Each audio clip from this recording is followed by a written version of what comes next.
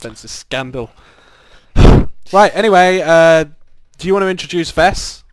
Vess, yes.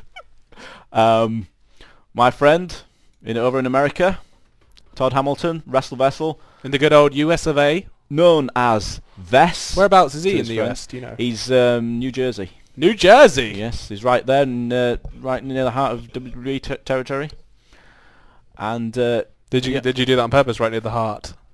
no. No, okay, no, right. That was just me trying to be clever, and that just bombed. Just forget that. Trying to be too clever. Sometimes you can be too clever, Steve. Yeah, well. Should we just run this segment? Yeah, let's run it. Let's hear what Vess has got in Vess's vault. Welcome everyone to Vessel's Vault here, live here on the World Wrestling broadcast. I am Todd Hamilton, but you guys can call me Wrestlevessel. I am 23 years old, and I've been a professional wrestling fan since 1992. Some of my background credentials here. I've collected a lot of wrestling merchandise, the footage. I know about rare matches. I know a lot of my history from the 80s to the present. I have worked with former professional wrestler, the young stallion Jim Powers, as his agent and helped him find bookings. I also had my own radio show where I've interviewed some wrestlers, including Jim Powers, Leaping Lanny Poffo, and Damian Demento. I've met many wrestlers in my life as well, gotten their autographs and chatted with them, including the likes of Doink the Clown, Adam Bomb, Hunter Hearst Helmsley, the Immortal Hulk Hogan, Jimmy Hart, the Nature Boy, woo, Ric Flair, Jim Powers, Tito Santana, the Patriot, but I believe under the mask it was really Tom Brady at the time. I've also met Demolition, the Powers of Pain, Bret the Hitman Hart, and most recently Jesse the Body Ventura. There could be maybe one or two I'm forgetting. I apologize if that's the case, but I've met many wrestlers, and including some big names, as you can see from the list of people I named. All right, anyways, now let's get into Vessel's Vault, Vessel's Vault, if you will. And I'm going to talk about United Kingdom's favorite son, the British Bulldog, Davey Boy Smith.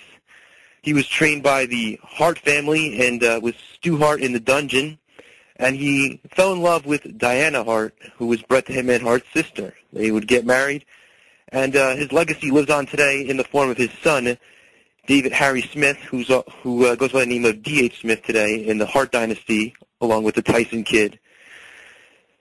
Davey Boy Smith, the British Bulldog, was a great professional wrestler, and if you look at his career in the World Wrestling Federation, his credentials speak for himself. He was a World Wrestling Federation Tag Team Champion, Intercontinental Champion, European Champion, and the amount of titles he won was just a little bit of it. Some of his best matches were with the Hart Foundation. Davey Boy had a partner in the Dynamite Kid, and they took on Bret the Hitman Hart and Jim the Anvil Neidhart for over 2 years, around 1985 to 1987. The feud would always go back and forth, with both teams getting wins over each other. No one ever was a clear-cut winner, and they also had many 20-minute time-limit draws as well. Davey Boy Smith was a very young World Wrestling Federation Tag Cold of the Tag Team Champions. Back in 1986 at WrestleMania 2, him and the Dynamite Kid defeated the Dream Team, Brutus the Barber Beefcake and Greg the Hammer Valentine, to win the titles. They would go on to defend the titles for about 10 months until Dynamite injured his back. Vince panicked and decided to take the belts off of them pretty quickly at that time, giving the Harts the win before WrestleMania 3 on Superstars. The Bulldogs faced many other great teams that had tremendous matches with Demolition, the Islanders they had a feud with, and they were just a good team overall. However, problems happened in 1988 with the fabulous Rougeau brothers.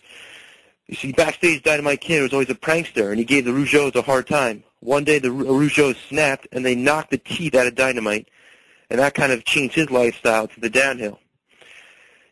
Even at Survivor Series 88, you noticed the Bulldogs were there towards the end, while the Rougeaus were the first team eliminated.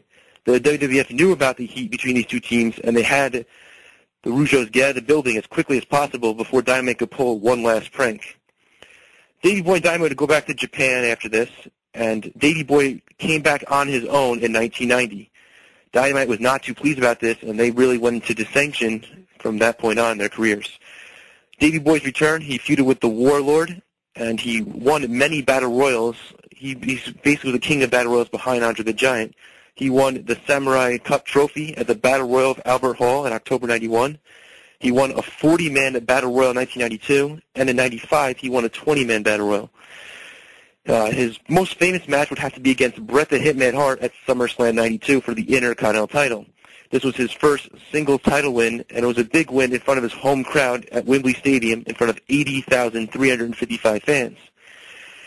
Davey Boy put on a tremendous classic match with the Hitman, where the Hitman takes a lot of credit for, but I think both workers did their own fair share, and he will always be remembered for this big win and match. He left and went to WCW, where he feuded with Vader in 1993, but didn't have too much success. He was trying to become popular and team up with Sting, but he decided to head back to the WWF in 94. He started out as a babyface and later on teamed up with Lex Luger as part of the Allied Powers, but he'd have to do a heel turn when Luger went back to WCW. Davey Boy found success teaming up with Owen Hart and joining Jim Cornette and part of Camp Cornette, along with Vader and Yokozuna, among others. And he would leave the WWF again right after the Bret Hart screw job at Survivor Series 97. After the Harts reunited with Bret and everyone being heel in the war between the USA, England, and Canada, all that going on in the WWF at the time. He would be in WCW, where he injured his back, unfortunately. That kind of hurt his career because he couldn't wrestle as well as he did in the past under the Warriors trapdoor in 98. And he came back in 99, and he won the Hardcore title pretty quickly. And he would turn heel, joining up with the Mean Street Posse. Davey Boy would leave the WWF in 2000 for good, and unfortunately, he passed away in 2002. As I mentioned earlier, his son Harry Smith is having a great deal of success currently in the WWE. Davey Boy will always be remembered for his running power slam finisher and his long-delayed standing suplex. He was a great talent in the ring, and he had good mic skills, and he'll always be remembered. That is this edition of Vess's Vault. Tune in next week for more, and I'm glad to bring this show to you. Now back to Chris and Steve in the studio. And we're back. Yes, thank you, Vess. Thank you very much, Vess. That was awesome. For Vess's Vault, I'm not sure Davey Boy Smith had the best mic skills in the world, but No, but they're better than Jeff Hardy's anyway. yeah, definitely better than Jeff Hardy's, who is now being buried in TNA. Anyway.